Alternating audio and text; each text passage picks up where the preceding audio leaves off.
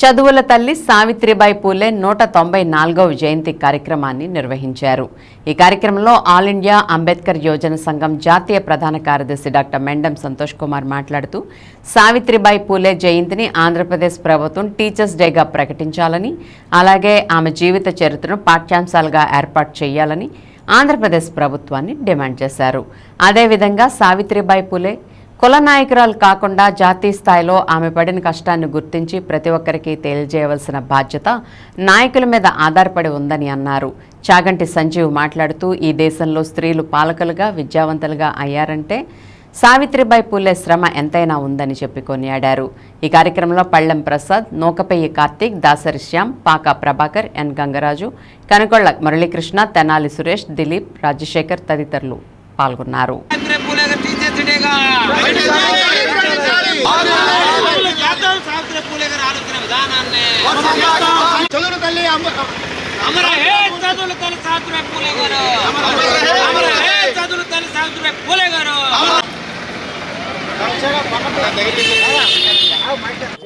ముందుగా సావిత్రిబాయి పూలే గారి 194వ జయంతి శుభాకాంక్షలు తెలియపరుస్తూ, మరి ఈ దేశ చరిత్రలో సావిత్రిబాయి పూలే గారి గురించి భవిష్యత్తు తరానికి చెప్పవలసిన అవసరం నేడు ఎంతైనా ఉంది.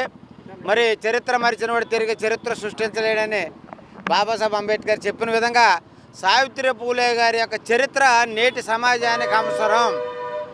ఈ చరిత్ర ఏమని మనం ఒక్కసారి పరిశీలించినట్లయితే ఈ దేశంలో మొట్టమొదటిసారిగా మహిళలకు హక్కులు కల్పించిన మహాతల్లి సావిత్రిబాయి పూలే గారు. అదేవిధంగా స్త్రీలకి విద్య, అంటరాని జాతులైనటువంటి స్త్రీలు మరి వాళ్ళ యొక్క విద్యనికి నానా బాధలు పడి పూలే గారు ఆమెకు చదువు నేర్పడమే కాకుండా ఆమెను ఉపాధ్యాయులు చేసి మరి ఉపాధ్యాయ యొక్క వృత్తిని సమాజంలో ఉన్నటువంటి అంటరాని జాతుల వారికి అందరూ కూడా నేర్పించినటువంటి మహాతల్లి, చదువుల తల్లి సావిత్రిబాయి పూలే గారు.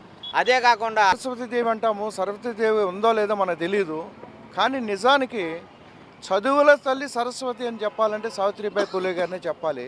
ఆవిడ అనేక కష్ట నష్టాలకి ఓర్చి అవమానాలు భరించి స్త్రీల అభివృద్ధి కోసం, ముఖ్యంగా స్త్రీ విద్య కోసం చాలా పాటుపడ్డారు. ఆవిడ కృషి ఫలితమే ఈరోజు భారతదేశంలో స్త్రీలు ప్రపంచంలో అగ్రగాములుగా, శాస్త్రవేత్తలుగా, ఐఏఎస్ ఆఫీసర్లుగా, మంత్రులుగా, రాష్ట్రపతులుగా, ప్రధానమంత్రిగా కూడా ఈ దేశంలో స్త్రీలు అభివృద్ధి చెందడానికి సావిత్రిబాయి పూలే గారు వేసిన పునాదే కారణం.